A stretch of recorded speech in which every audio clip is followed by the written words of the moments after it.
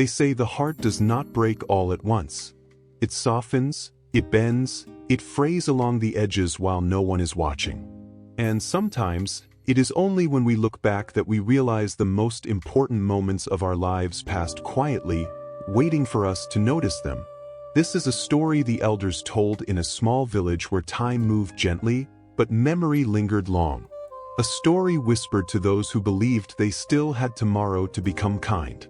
They would say, "The heart that waits too long to care will one day learn what it means to care too late." Once upon a time, in that village, lived a young man named Amir. He was thoughtful, observant, and gentle in a quiet way. He listened when others spoke. He noticed when someone was hurting. He felt things deeply, perhaps more deeply than most. But he carried a wound many hearts carry. He believed there would always be more time. He always meant to visit the old neighbor who used to give him sweets in childhood, but the days slipped. He always meant to write back to the friend who reached out, but the messages stayed unread. He always meant to tell his mother how grateful he was, but gratitude was always something he'd express later. He told himself, "I'll do it when I feel ready. Life is complicated right now. There will be time." And so life went on, as life always does, without waiting. Amir was not uncaring. He was just hesitant. He feared giving too much. Feared being seen too deeply. Feared that kindness might open him to loss. What if I care and it hurts? What if I try and I fail to matter? So he wrapped his heart in gentle distance, promising one day he would be more brave. But the danger of the heart is not in breaking. It is in never opening at all. One late autumn evening, the sky was the color of cooling embers, red fading into ash. The air held that quiet feeling of something ending. Amir walked home down a narrow forest path. Leaves, brittle and gold, whispered beneath his feet. There, sitting on a fallen log beside the road, was an old woman holding a bundle of firewood. She was small, her shoulders wrapped in a faded shawl, her back slightly bent from many winters. Each time she tried to lift the wood, her hands trembled, and the bundle slipped. People passed her, not out of cruelty, but out of the ordinary blindness of busy hearts. One whispered, "I'm already late." Another, "I don't know her." Another, "She'll ask too much." Amir felt his own familiar whisper rise. "Not today. I'm tired. Tomorrow." He started to walk past, but something very old, held him still. The air felt thinner. The moment felt watchful, as if the world itself had paused to see what he would choose. A memory surfaced, uninvited. His grandmother's hands. Old, warm, fragile. Hands he had always meant to hold longer. His chest tightened, and without fully understanding why, he turned back. "Let me help you," he said softly. The old woman looked up. Her eyes were not startled, not hopeful, just deeply, timelessly tired, the kind of tired that comes from being unseen for a long time. She did not say thank you right away. She simply nodded, as though she had known, somehow, that he would return. Amir carried the firewood.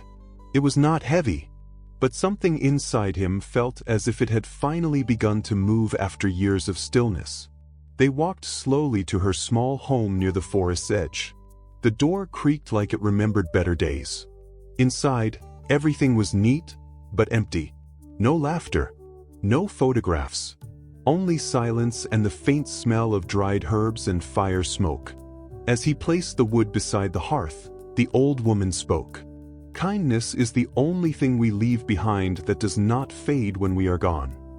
Her voice was a whisper, but the truth inside it was heavy and whole. Amir felt something in his chest crack open. He stayed for tea, a thin, simple brew, but warm. They talked little, but the silence felt like company, not loneliness. It had been a long time since someone had simply sat with her, and a long time since Amir had allowed himself to be present without rushing. The next day, Amir returned, not out of obligation, but because something inside him needed to. He chopped wood. He mended a loose window. He carried water. He listened to her stories, stories of laughter and loss, seasons and years, love that had come and gone. The moments were small, but real, the kind that stitched the fabric of a life. And Amir began to notice a change. The world felt different, warmer, closer, like life wasn't passing him anymore, but touching him. Even his own home felt less empty when he returned. As if by opening his heart once, he had let light in. He began reaching out to others too, quietly, gently, small acts like seeds. A letter answered, a visit made, a thank you spoken, a hand held a moment longer. It was not dramatic, not heroic, just human. Winter came softly that year. On a morning of pale frost, Amir walked again to the old woman's home. The snow was thin.